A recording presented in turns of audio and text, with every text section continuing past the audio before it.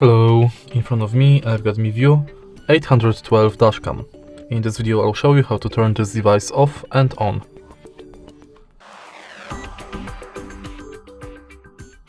Firstly, let's take a look at the camera. Unfortunately, we don't have any power button located on the camera itself.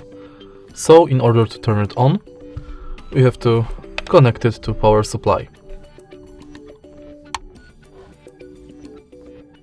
As you can see, the green light is blinking, which indicates the camera is turning on.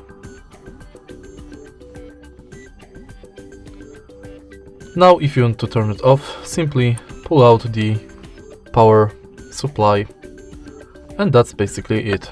If you find this video helpful, please leave a like, comment and subscribe.